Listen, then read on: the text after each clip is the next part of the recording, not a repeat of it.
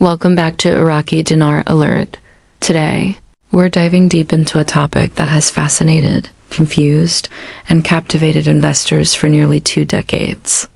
Imagine waking up one morning and discovering that the currency you bought for just a few $100s is suddenly worth hundreds of thousands, or even millions.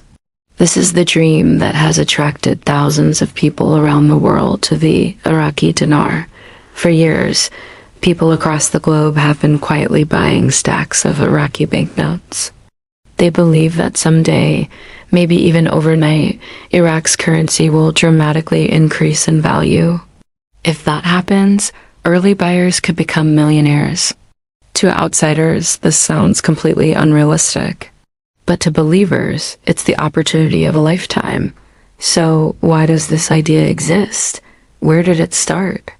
And is there any real economic logic behind it? Let's explore the history, the economics, and the incredible psychology behind the Iraqi dinar investment phenomenon. First, what exactly is the Iraqi dinar? The dinar, or IQD, is the official currency of Iraq. It was introduced back in 1932. For decades, it was a very strong currency. In the 1970s and 80s, one Iraqi dinar was worth around $3. Yes, stronger than the dollar. This was because Iraq is incredibly wealthy in oil, with one of the largest reserves in the world. Oil exports generated huge national income, and the government kept its currency tightly controlled. Then everything changed. The collapse of the dinar began with a series of wars and sanctions.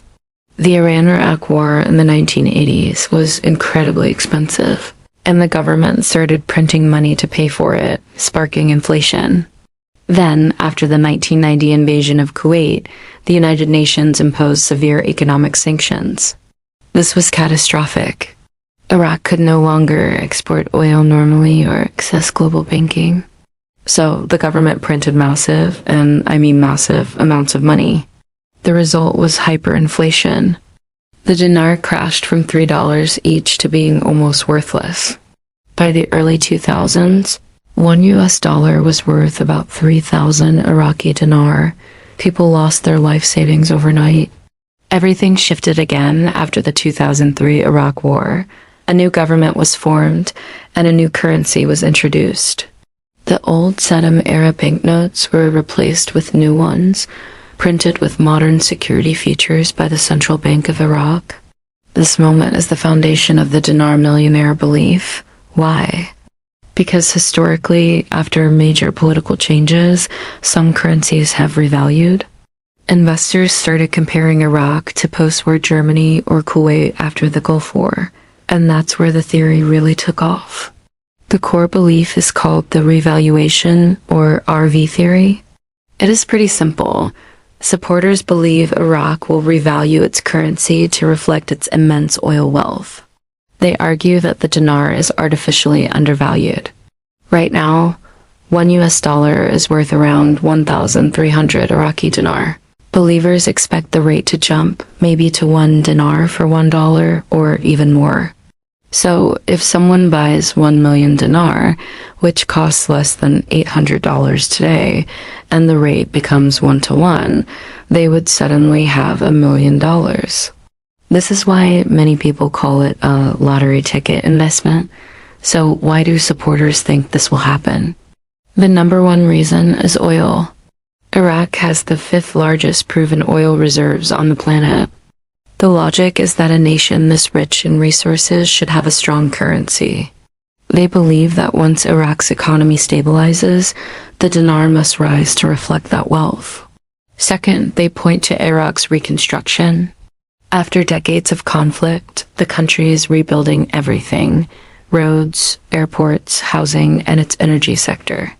Investors believe that as foreign companies pour into Iraq, they will need a stronger national currency to do business. Another key point is talk of currency reform. Iraq's central bank has openly discussed modernizing its banking system and removing zeros from the currency. Some investors see this as proof that a massive value increase is coming. But perhaps the strongest argument believers use is the comparison with Kuwait. After Iraq invaded Kuwait in 1990, the Kuwaiti currency collapsed. But after liberation in 1991, Kuwait restored its currency's value. Dinar investors believe Iraq will follow the exact same script. Of course, the internet poured gasoline on this fire. Forums, YouTube channels, and social media groups created entire communities dedicated to sharing rate predictions, supposed insider news from bank contacts, and imminent RV alerts. Some influencers claimed the revaluation was already scheduled, that banks were preparing for it, and that governments were hiding the truth. This created a powerful culture of belief. For many, it became more than just an investment. It became a source of hope. And that brings us to the psychological side. Why do people hold onto dinar for 10 or 15 years waiting? Because it taps into powerful human emotions. Hope for financial freedom is a big one. The low cost of entry is another. Unlike real estate or stocks, almost anyone can afford to buy some dinar. And there's the lottery effect, the appeal of a small investment turning into a huge reward. Finally, there's confirmation bias, where investors actively seek out information that supports their belief, which over time becomes a deep-seated conviction. Now, what do the professionals say? Most economists disagree with the millionaire scenario. They argue that investors are confusing two very different things, revaluation and redenomination. A revaluation means the currency's value increases against others. A redenomination simply means removing zeros. For example, a 1,000 dinar note becomes a 1 new dinar note. The value stays exactly the same. Economists believe Iraq plans a redenomination, not a massive value jump. Then there's the money supply problem. There are trillions of dinar in circulation. If 1 dinar suddenly became worth $1, Iraq's economy would be larger than that of the United States. That is mathematically and economically impossible. Also, having oil doesn't automatically equal a strong currency. Many oil-rich nations have weak currencies because strength depends on productivity, economic diversification, stability, and monetary policy, not just oil. Because of this, financial authorities like the CSEC have issued warnings about dinar investment schemes, especially those promising guaranteed profits. Despite all this, the belief continues. People have already waited so long they fear missing out. The community reinforces their hope, and there's a deep distrust of official sources. For many holders, selling now feels like giving up right before the finish line. So, could the dinar increase in value? Yes, but gradually.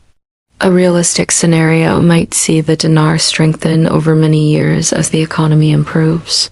For example, from 1,300 dinar to the dollar to maybe 900, then 700.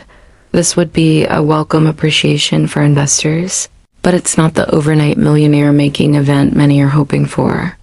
The Iraqi dinar story is one of the most fascinating financial phenomena of our time. It sits at the crossroads of economic speculation, geopolitical optimism, and raw human psychology. Will it create millionaires overnight? Highly unlikely. Could it slowly gain value if Iraq stabilizes? That is a real possibility.